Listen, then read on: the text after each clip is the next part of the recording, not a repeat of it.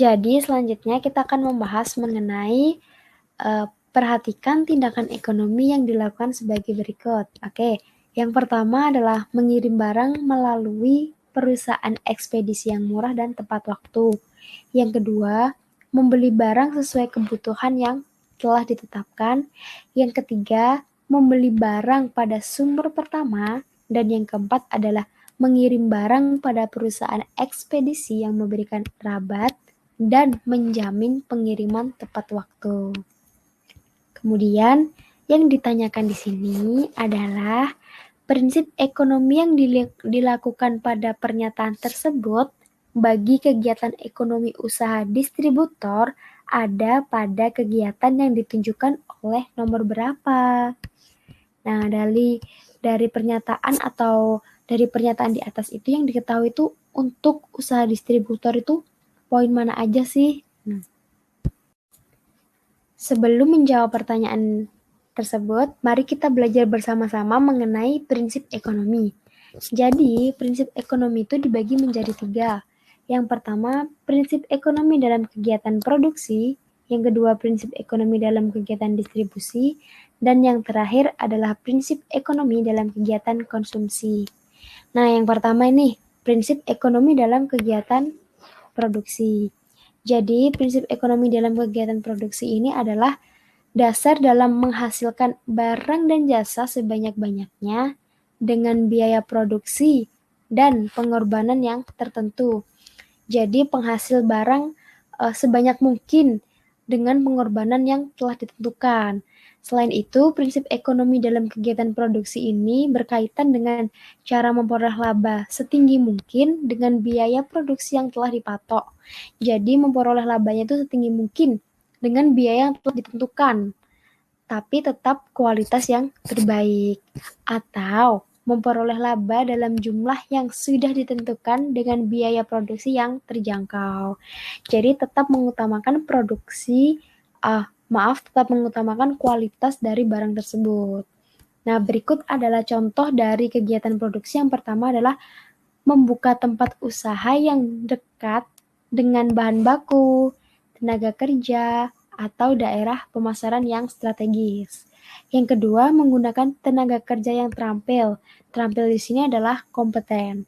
Yang ketiga, menggunakan bahan baku yang berkualitas baik, namun dengan harga yang paling murah. Jadi tetap mengutamakan kualitas dari barang tersebut. Yang keempat, menggunakan sumber daya. Misalnya di sini adalah modal, tenaga kerja, habis itu waktu yang efisien. Kemudian yang selanjutnya menggunakan mesin modern. Karena dengan mesin modern ini dapat memproduktivitas yang tinggi dengan biaya yang rendah dan waktu yang singkat. Selanjutnya menentukan harga jual yang menguntungkan.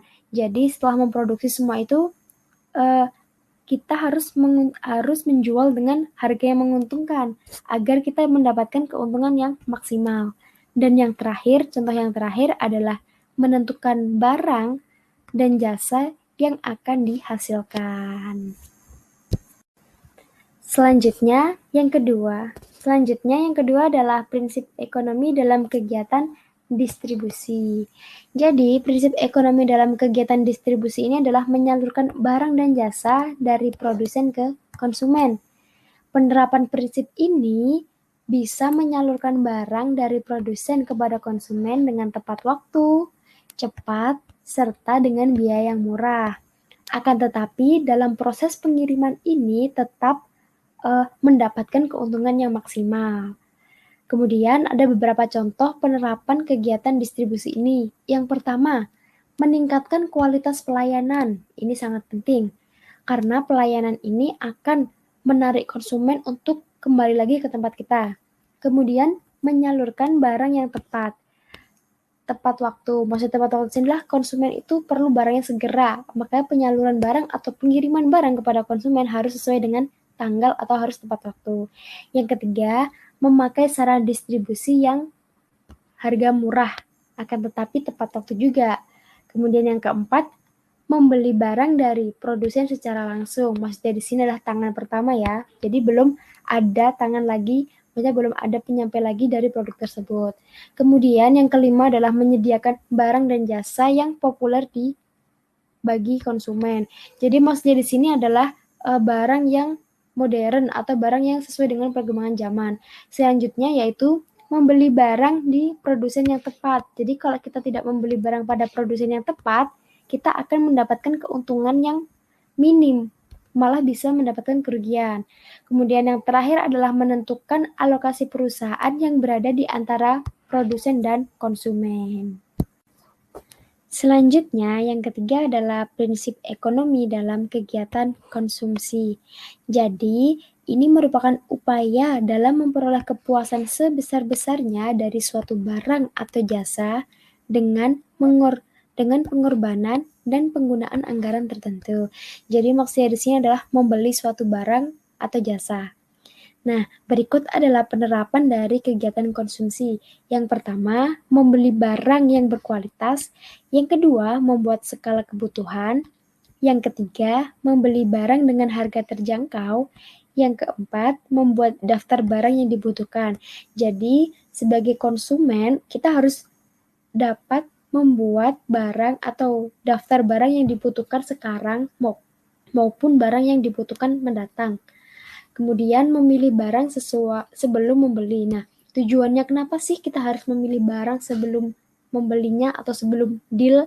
Karena menghindari kerusakan pada barang tersebut. Kemudian selanjutnya mengadakan tawar-menawar sebelum membeli barang tersebut. Nah, tawar-menawar ini hanya bisa dilakukan di beberapa tempat atau di beberapa toko dalam pembelian, karena tidak semua tawar-menawar ini diterapkan dalam proses pembelian. Dan yang terakhir, mampu mengendalikan pengeluaran dengan memperhatikan pendapatan kita. Jadi, jangan sampai pengeluaran kita ini lebih besar daripada pendapatan yang dihasilkan.